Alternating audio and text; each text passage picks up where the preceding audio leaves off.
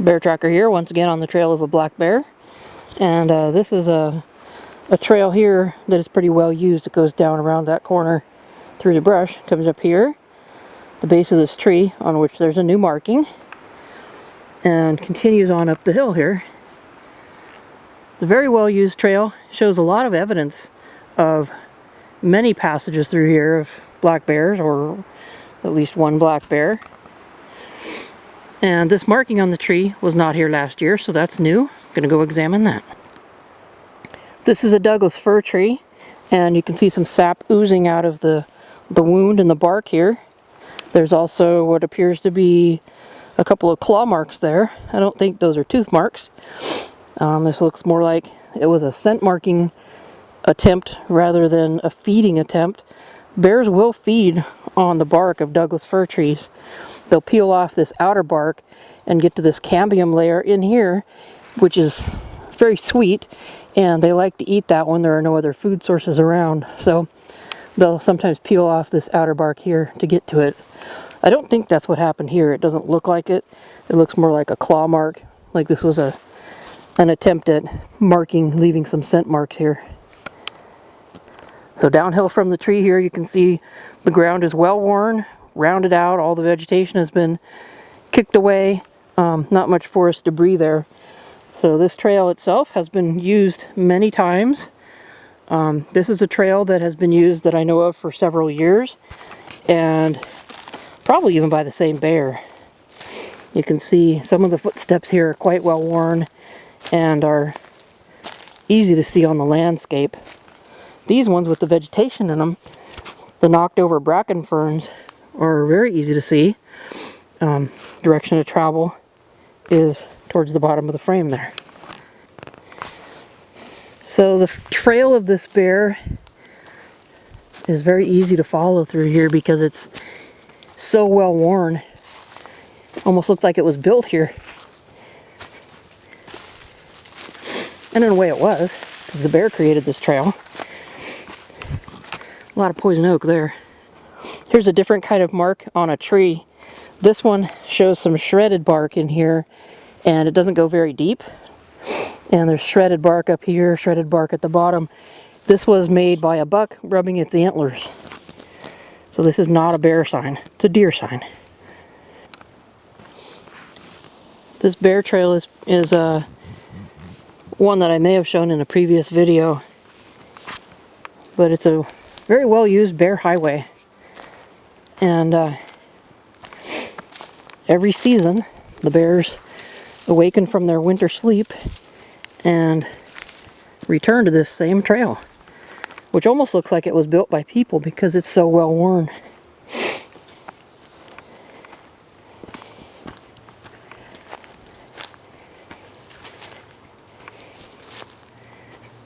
There's an obstacle in the pathway, but the trail goes right through it. A downed tan oak tree. As you can see, that doesn't stop the bear.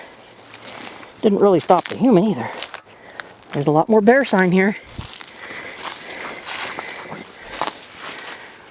Here the trail's fairly obvious, going up into the forest.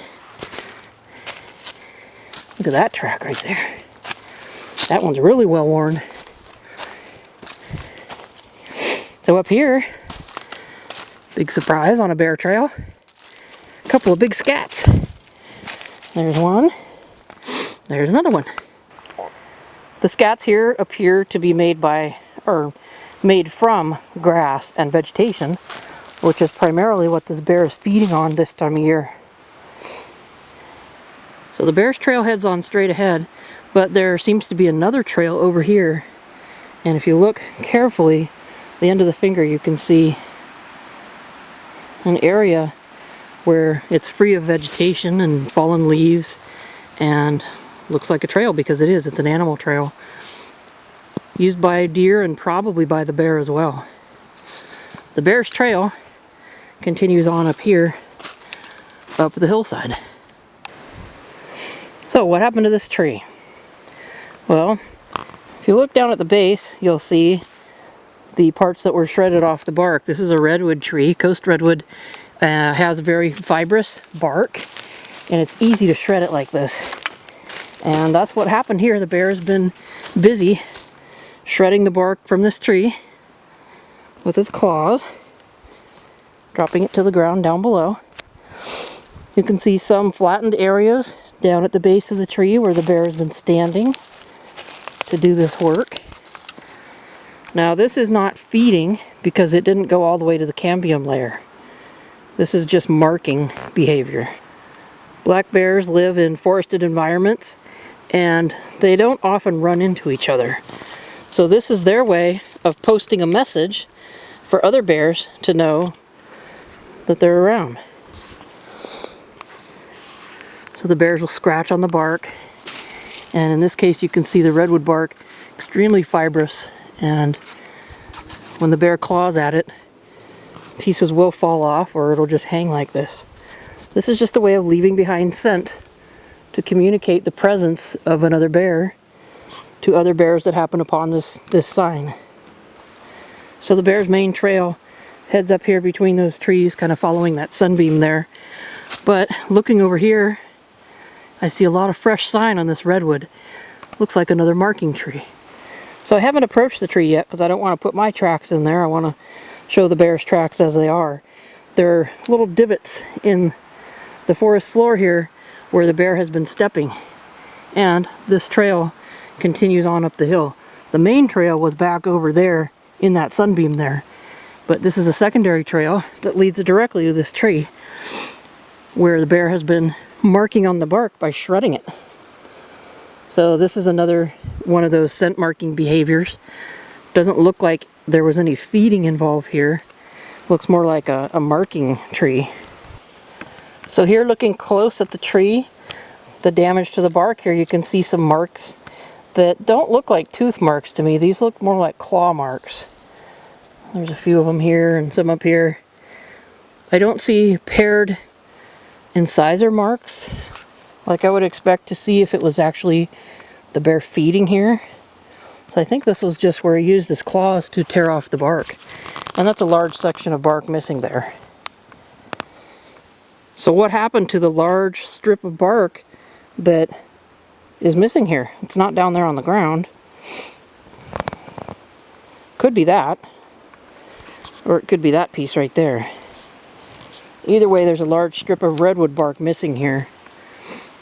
And it's very easy for a bear to peel this kind of tree because it has a very linear grain structure to the wood. So peeling it was not a problem. He just had to open it up and then just peel it kind of like a banana. Bear marking sign on a redwood tree. This is black bear.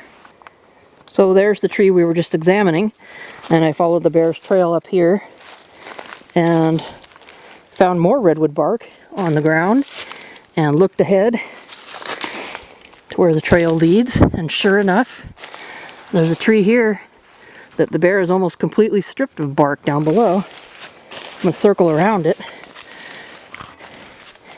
Look at those tracks. In the sunlight, you can actually see how well worn each one of these footprints is.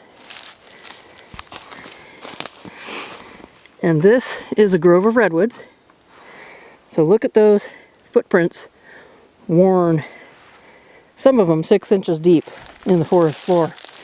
Here's a tree that the bear has been marking a lot, as well as this one, and the one down below that we found. So this grove of redwoods here has been hit quite frequently by the black bear, leaving markings. And that looks like about 20 feet up there where the bark has been stripped off this redwood tree. So I'm standing here next to 2 redwood trees that exhibit quite a bit of sign, and I'm looking over here in the forest, and look at this tree. That tree over there has tremendous amounts of bark removed from it. A little ways over there, I'll have to find a way to get around to that tree to get some pictures of it. So this is one very busy bear. There's this tree here, that tree there, the one down the hill that we were looking at, the one over there, I can focus on that, And one right here.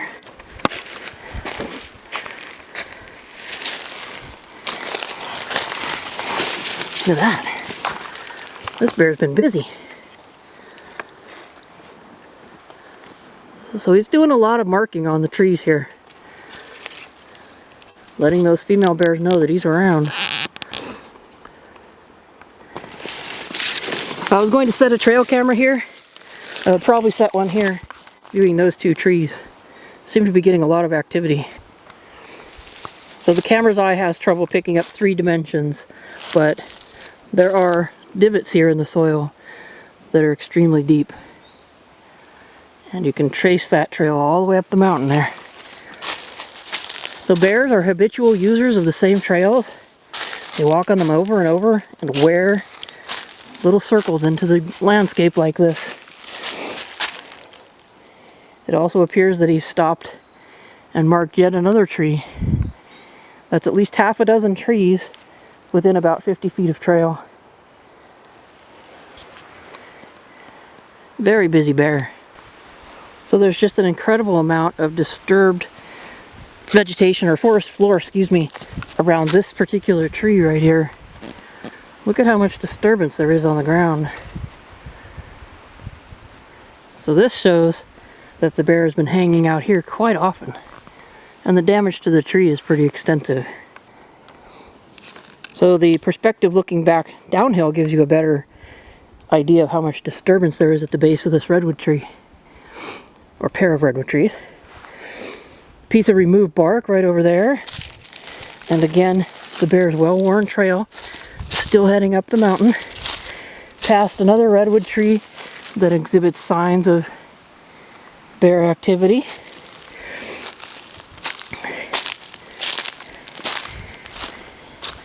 And his trail heads up this way. It's pretty amazing the amount of time that bears spend marking on trees.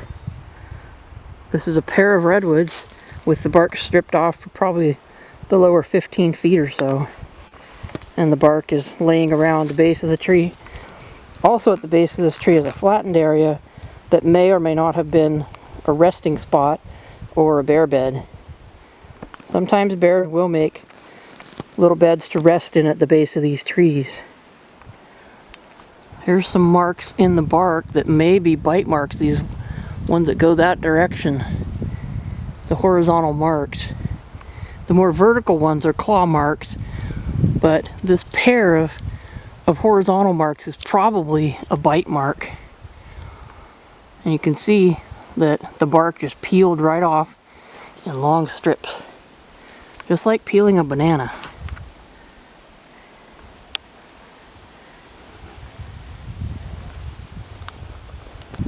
Here's another mark that appears to be a bite mark. This looks like a canine tooth mark, and here another tooth mark right there. These ones that go vertically are claw marks, and then again up at about 6 feet, another horizontal mark that's probably from a bite. There's that flattened area that I mentioned that may or may not have been a bear bed. Sometimes you can find their fur in those if they've used them for resting. And all around the base of the tree are bits and pieces of bark that peeled off, or were peeled off, by our friend the black bear. Now these trees have not been completely girdled at the base. Up here this one may have been, so it may not survive. But the other one will probably survive over here. There's another thing that sometimes happens on bear trails. It's broken off trees. This piece was broken off the tree right here, this small sapling. Sometimes bears will bite or otherwise break branches from trees like this.